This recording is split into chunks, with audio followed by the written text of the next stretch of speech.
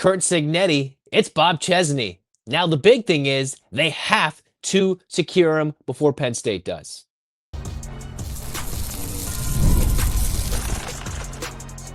You are Locked On UCLA, your daily podcast on the UCLA Bruins. Part of the Locked On Podcast Network, your team every day. Welcome, everybody, to this edition of the Locked On UCLA podcast. I'm your host, Zach Anderson-Yoxsimer. Thanks for making this show your first listen each and every day. It's free wherever you get your podcast, and it's available on YouTube. Like, comment, subscribe, download. Thanks for returning everydayers and tuning in to the number one podcast network out there, number one sports podcast network. What we're talking about today, UCLA flips another recruit. We'll talk about that at the end as the recruiting class begins to rebuild and climb in 2026. We'll once again recap the UCLA women's basketball weekend, getting back-to-back dominant dubs, including a top 10 win over North Carolina. But we have to lead with this. UCLA's coaching search might come to an end. Rick Neuheisel came out on the weekend and said, hey, Bob Chesney is a guy who UCLA is looking at. A guy who is relatively young, has all the good traits of a great young football coach. And most importantly, if you want to talk about the guy who could be the most Curt Cignetti-like, building up from the lower levels, turning himself into a winner, literally going to James Madison to take over that program. Chesney's done that all the way from the lowest levels of NCAA football from D3, building through the FCS ranks at Holy Cross. And if you didn't know about Holy Cross in the early 2020s, late 2010s, turned them into a pretty solid Patriot League team. And now at James Madison, he has, in 2 years, turned them potentially as a G5 option to the CFP. They might be that, and that's 2 years after Curt Cignetti left. And remember, Curt Cignetti brought a lot of guys from James Madison to Indiana. In 2 years, with the transfer portal and everything, Bob Chesney has really taken control of that program, made it his own, and James Madison has not missed a step from Curt Cignetti to the next up-and-coming Curt Cignetti. The only problems are this.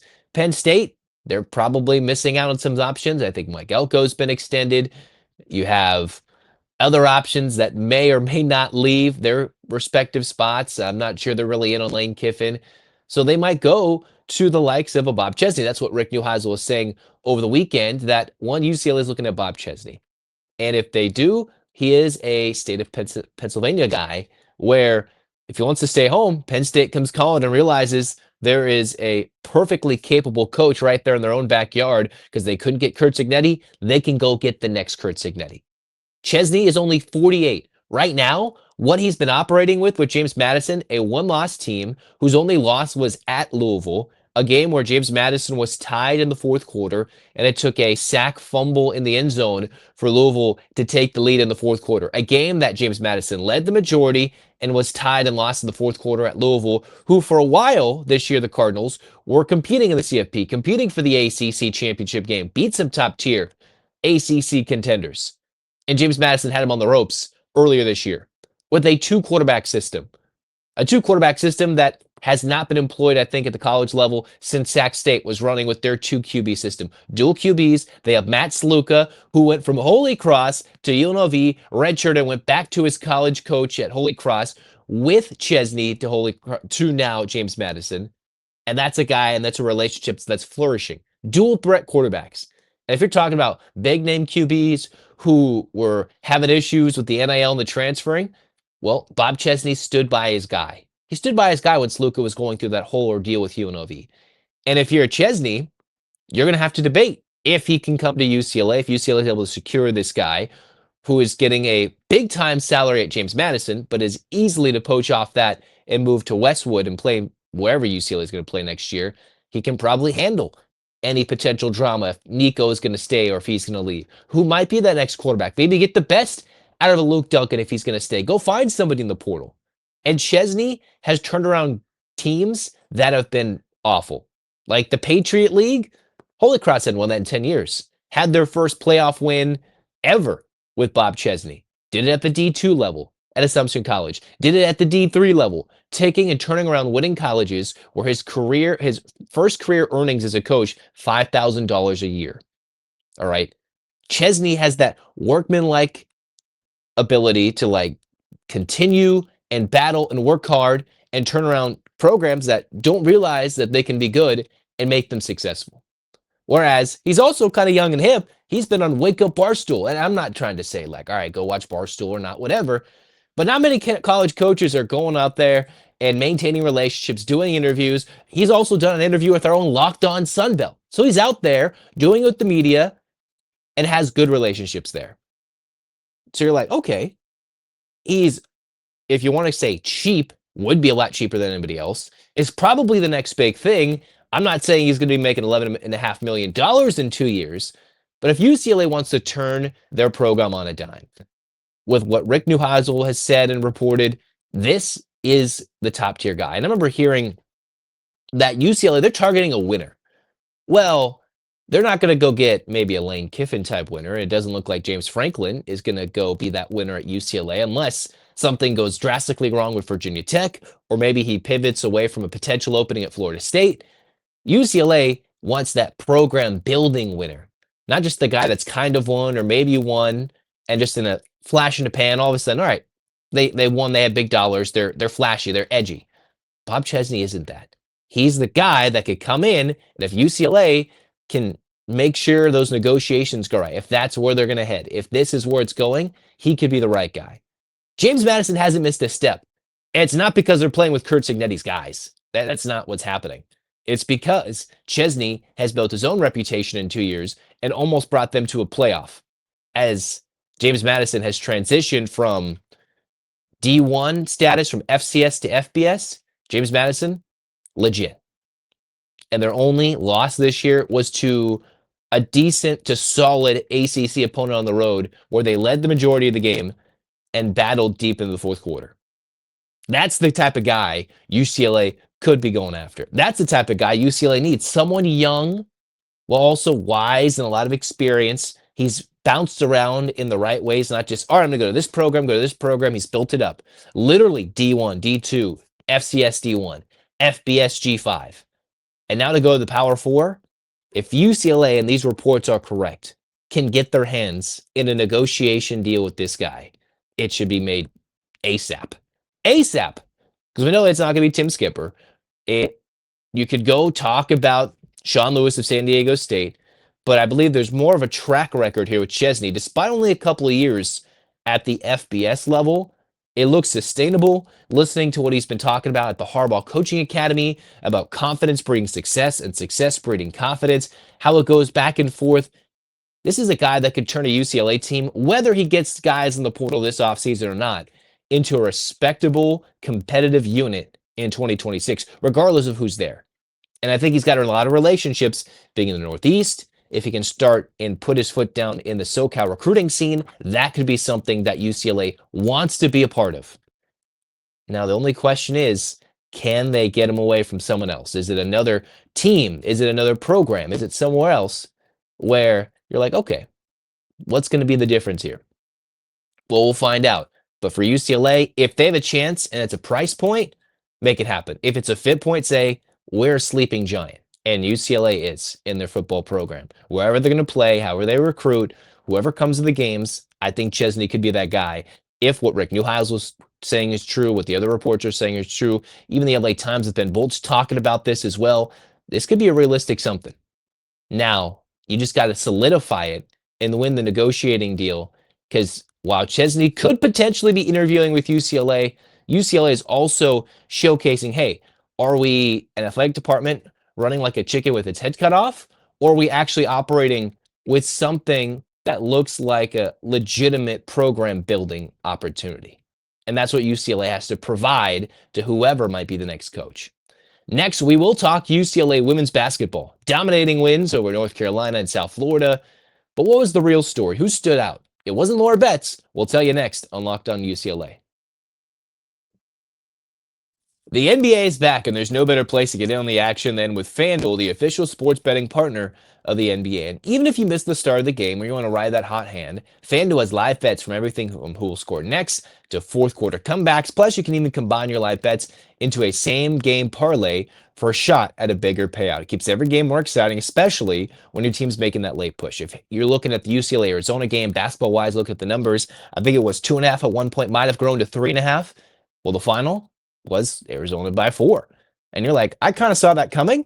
Well, unfortunately, go to FanDuel because right now, new customers can get $300 in bonus bets when your first $5 bet wins. So head to fanduel.com, sign up, and play your game with FanDuel, the official sports betting partner of the NBA.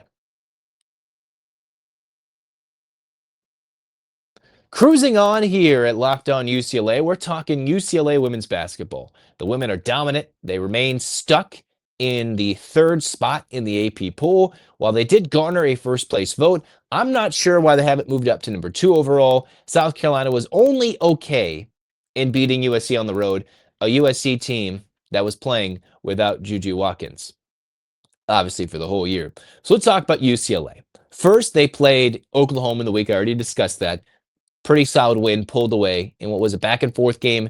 Angela Dugalich had a great game. Then they go to Vegas. So mind you, 3 games on the West Coast that were neutral site games, kind of preparing them for the Sweet 16 Elite 8, preparing them for the Final Four, which I believe is on the West Coast this year, and seeing what they look like against top-tier competition. Well, UCLA went out and took on North Carolina, a team that was led by Leda Arnasalo, last year's backup freshman point guard, the only other true ball handler UCLA had on the roster besides Kiki Rice in last year's unit, and it was unfortunate to see Arnasalo leave, but she's gone out, and she's a starter in year number 2 at North Carolina, so that's her prerogative. She led a North Carolina team that was top 10, top 11 in the country, led her team in scoring against UCLA, but the Bruins, despite trailing after the fourth quarter, hitting a couple of threes to get hot in the second quarter, really pulled away in the second half against North Carolina. I thought, this is going to be a back and forth game.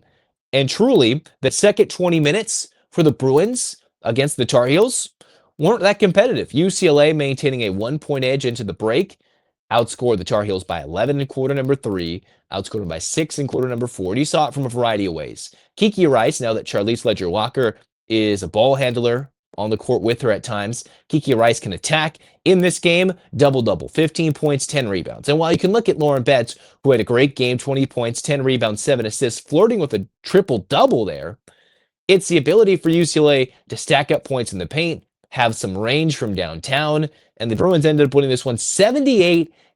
And you're like, how deep is this team? UCLA without Sienna Betts, their other post option, Lauren's younger sister, the true freshman. Without Tamia Gardner, another 3-point shooter, both players who would be working in off the bench.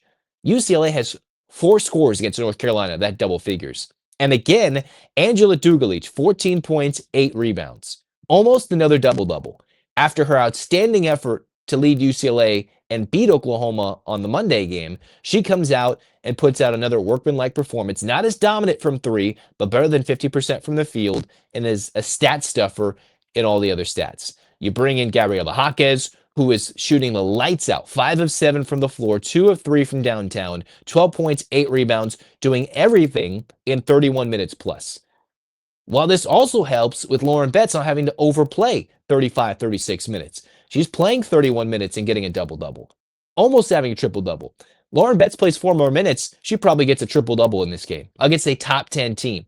Preseason National Player of the Year, and you might look at the numbers. You're like, okay, they don't look as dominant as they were last year to start. It's because UCLA's taken the pressure off her shoulders. They've taken all the emphasis on only getting into Betts, turning it over, getting into Betts. 2, that is a quarter of our offense. Now, Kiki Rice can go do something she's more comfortable with. You've got Charlize Ledger-Walker, who can distribute and get her own. Gianna Neepkins, who was the story of the Monday game from the starting 5, hitting her shots, hitting from downtown. Probably the best transfer portal pickup in women's basketball this year, arguably. And you're like, okay, what does that leave? Oh, Gabriela Jaquez, the workmanlike super starter who can come off the bench, who can start, rebounds, defense, points, shooter, everything.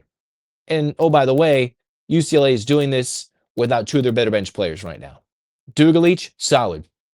Another highlight from this game was Megan Grant coming in, getting her first bucket as a women's basketball player. Softball superstar comes in, boxed out, got a rebound, put it up and in at the end of the North Carolina game, and the entire bench erupted in excitement for the softball superstar. Because you know she has to work hard in practice just to earn a spot on that team to prove she belongs. It's not going to be like, all right, yeah, like softball superstar doesn't belong in UCLA Athletics potential Hall of Famer, but she's playing basketball. And it's like, man, All right, that was a huge point, huge bucket. It was fun to see her do that in her only minute of play against a top 10 team, top 11 team, no less. And I was shocked with UCLA's domination in the second half over North Carolina. Another strong win against Oklahoma, two top 10 to top 12 teams. UCLA didn't just leapfrog anybody. And I know that you have UConn, South Carolina, UCLA, they're all undefeated. UCLA did get a first place vote in the recent AP Top 25. But how does this not just, with back-to-back wins over top-tier teams away from home, neutral site games, give you more credibility for UCLA? How does that not do the same thing? Well, I think, unfortunately, a lot of this team is going to be judged on how they do in the Final Four, how they do in the tournament. Because too much of the lasting images from UCLA's basketball program come from Paige Beckers, UConn, Sarah Strong, dominating the Bruins in the Final Four. Biggest blowout ever by a team in the tournament over an overall number one seed. That's the thing that's hurting the image of UCLA. Despite having Neepkins, who's a baller UCLA didn't have, Charlize Ledger-Walker, who didn't play last year. And that doesn't even include two of the better players UCLA is playing without hurt right now. All right, let's move on to South Florida. UCLA had another game. A lot of these games against teams were coming against tournament-like caliber teams. In South Florida's case, kind of a G5-like option in football, solid in basketball. South Florida came to town and was like, all right, what are we going to do in Vegas against UCLA? Well, the Bruins said, we're not going to mess around. They're going to lead by 21 at the end of the first quarter against the South Florida Bulls. 29-8. Again, let me reiterate that. UCLA was up 21 points, almost putting up 30 spot in the first quarter, keeping South Florida to less than 10. Before a back-and-forth second quarter, UCLA still led by almost 25 points and outscored USF by at least 4 to 5 points in almost every quarter. UCLA put up almost 20 points every quarter and were dominant. In this game, UCLA 61%, almost 60 points in the paint. Almost 60 points in the paint. So they asserted their will. They got the ball inside. And that's not because Lauren Betts was doing everything against South Florida. 14 points, 8 rebounds, drew 6 fouls, 3 block shots, and 5 assists. Doing a lot, yes, she means so much to this team. But how about another dominant performance by Gabriela Jaquez? 17 points on 7 of 7 shooting with 6 rebounds and a steal. Plus 21 was Gabriela Jaquez in 27 minutes. Making every shot, including all her free throws, and hitting every shot from the floor. The Bruins got everything they wanted, generally close to the basket. Kiki Rice didn't need to do as much, but still another 12 and 7. Didn't have an assist. Why? Because you have Charlize Ledger-Walker on the floor, who had 16 points, second in this game for UCLA scoring, and also doing it at a high clip, 60%, while leading the team in assists. 16 points, 7 assists for Ledger-Walker in 28 minutes. And the thing you get to look at, none of these players truly played over 30 minutes. Gianna Neepkins played close to 26, 27 minutes. Charlize Ledger-Walker, 27. Kiki Rice, just a little over 30. Their starters played a good bulk of the game and then got some rest after a long week, a 3-game week, Monday, Thursday, Saturday. All right? That's a busy week, all the way from home, all the way from Westwood. Now, they can come back for a couple of days and then from Sacramento, where they started Monday, and then go to Vegas pretty easily. But goodness gracious, UCLA got the job done. They shot okay from 3, 6 of 17, 35%. But generally, they fed the post, and everybody, and I mean everybody, ate. 6 different players in double scores. The entire team, the entire starting 5, had 10 or more points. 10 or more. And if we want to get real crazy, they'll add 12 or more points, almost 15 points for 5 to 6 players. Speaking of depth, now the problem is UCLA doesn't truly have that 7th and 8th player they can go to yet, with Betts out, with Gardner out. But those starting 6 to first one off the bench in Dugalich are legitimate. Dugalich played 25 minutes, had 13 points, 4 boards, double figures in all 3 games, flirted with a double-double, and was positive in plus minus and an integral part of UCLA's wins over their big-name opponents and putting away South Florida early in this game as well. Because man, oh man, UCLA solid. Only 10 turnovers in this one. And in recent years, some of the struggles have been UCLA turning the basketball over. But man, UCLA's quieting it down on that front and maintaining a dominant stretch. For 3 of the 4 quarters, UCLA shot 60%. And that was without even being red hot from 3. That's how dominant the Bruins were in this game against an opponent they should dominate. The Bruins, I still think, are the most talented team in the country. When you talk to their core group, their impact players, they have so many different options, and I can't wait for them to prove it on a national stage in a Final Four and a championship game this year. But coming up, UCLA's got Tennessee at home. They've got a big-time matchup with Texas, once again in Las Vegas. UCLA then might get the winner of Duke and South Carolina, hopefully South Carolina. So if UCLA gets that going after their week off before they play Southern, you'll get Texas number 4 or around the top 5, South Carolina number 2. You beat that, you would have beaten 3 teams in the top 10, 1 team outside the top 10, all in the month of November, and then you still got Tennessee at home, who UCLA wants to go beat down. You beat 4 top 10 caliber teams in the first few weeks of the season. I think that should give you number 1 votes, but we'll have to let the games play out. Coming up soon, another trip to Vegas, but next time you can get your eyes on the Bruins, they play Southern in Poly Pavilion, a rematch of the NCAA tournament. Go check them out as the Bruins try to take down Southern. All right, or Southern was in the NCAA tournament last year. All right, next we're talking another UCLA commit, another flip. And they're building something. And what's the recruiting class look like? We'll talk about it next on Locked On UCLA. College football is back, and I can't be more excited. We're close to wrapping things up, but hey, the tailgates, the rivalries, the energy in the stands, there's nothing like it. But let's be real. Getting those tickets can actually feel more like a battle than the game itself. Endless queues, hidden fees, prices jumping at checkout. That's why I use Game Time, and it gives the advantage back to you, back to me, the fan. The easiest way to score those last-minute tickets at the best prices with no surprise fees. What you see is what you pay.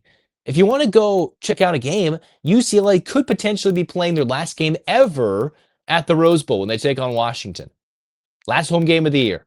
Go use Game Time. Those prices aren't going to jump. I know those prices are going to maybe be raised a little bit from all the extracurriculars around it if UCLA leaves the Rose Bowl, but you're not going to go to checkout and see your price raise a couple of dollars. No.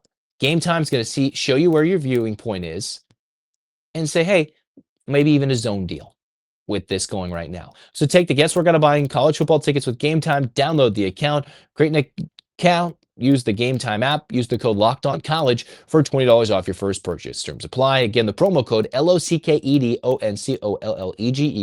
LOCKEDONCollege for $20 off. Swipe, tap, ticket, go. Download Game Time today. All right, wrapping things up here on Locked On UCLA, we're going back to the recruiting front. The UCLA football program continues to keep building in this recruiting front. So you've got the likes of another commit, another flip. UCLA has been working on getting flips in this class so much, considering they lost a good bulk of this 2026 recruiting class that at one time was top 25, top 15, top 10. Before things settled down, Sean Foster gets fired, everybody decommits, they flip. Some people are keeping an eye on UCLA situation, so maybe UCLA can trend in the right direction. But right now, the GM, the staff, what they're doing in the recruiting game, you got another flip in Markus Kier, if I'm saying that right. The Olu receiver, Orange Lutheran, 3-star product, guy out of the Trinity League, helping fortify a spot for UCLA's receiving class that has kind of gone by the wayside with all the decommits and all the flips. This is what UCLA has currently committed in this class of 2026 at the receiver position. You've got Kenneth Moore from St. Mary's in Stockton. You've got an athlete, Torrey Davis, although it's a little different with Torrey Davis out of Colorado, all right? So that's the only athlete listed, a little different there. And for Davis, he's either a safety or a receiver, right? So not truly recruited fully as a receiver. And then you've got UCLA bringing in the likes of Markus Kier. One of the latest flips, you bring in Matthew Moasow, who recommitted. You have Travis Robertson, who flipped. CJ Lavender, who flipped with UCLA. This is the third flip, and I believe the fourth commitment for UCLA in the last few weeks, from the end of October to now the middle part of November. That they're building something, a class that is in the top 60 now, or around it, hovering at 60 in the 24/7 sports recruiting class rankings. So whoever's the coach, whether it's a Bob Chesney, some other group of five name or whoever it might be. Maybe it's a former Bruin alum like Tony White. They're going to have to do a lot of work in the portal. The Bruins are still doing their best currently with the staff to keep this program intact and remain viable and competitive in the Big Ten while not even having a coach in place. You're seeing Penn State lose a recruit almost every other day to other places. Seeing coaches who are taking advantage of the cycle to say, hey, I'm staying, come here, whether it's an Eli Drinkowitz in Missouri, maybe other spots elsewhere. But UCLA is putting in quite a bit of work for a team and a program with no head man in place. Now, that's why there's GMs and there's recruiting personnel. And I'm not entirely sure if there's going to be a complete overhaul of every coach, of every staffer. But the Bruins have built good relationships. And the one thing that's hurting them is hiring a new coach. So Markus Kier coming to UCLA out of Oulu, the latest flip, adds to UCLA's receiving room that was already stacked in this class and had a lot of options from Florida to Texas, but evaporated because of the coaching, the firing of Deshaun Foster. So now they're rebuilding it with Burl Talaire III. So they get a flip of Kier, who one time was committed to Princeton, so you know he has the grades. You know he's got the ability. The Ivy League is one of the top conferences in the FCS, football-wise, and they're now sending players in the playoffs, so they're becoming more of an attractive option. The Trinity League is the top league, arguably, in America in high school football. And Olu's doing some crazy things. So you go get a receiver like here, come over here, you get the offer, you flip him from Princeton, guaranteed he's got the grades if you can get into Princeton to come to UCLA. And then all of a sudden, UCLA's rebuilding this class. And we'll see if this is a receiver that can come in and immediately impact the receiver room, or just kind of rebuilds this class, get tough-nosed SoCal kids, keep them home. You can go get a good academic reputation, go get a good degree, and not have to fly across the country to New Jersey. You can stay at Westwood. Beautiful campus. Great football tradition that we're trying to rebuild and play at the highest level. If you're playing at the Trinity League, you can definitely play at UCLA. If you're starting, if you're playing, making impact plays, well, welcome to Kier to UCLA, who is the fourth commit in the last few weeks, last month, that the staff has turned around. And I've not really seen that for a staff that's not even an interim, that's not even all put in place until the coach comes in. They're putting in work. So hopefully these guys stay and that the new coach can have an official yes or no by the time he's hired. But until then, the excitement grows. We'll talk more men's basketball, more women's basketball on this podcast. Football in the last ever game, potentially at the Rose Bowl against Washington, trying to play spoiler against the Huskies, spoiler against USC in a week or two. That's why I get your hands up, Bruins fans. We'll talk coaching, search, and everything. Hands up. And 1, 2, 3, 4, 5, 6, 7, 8. UCLA.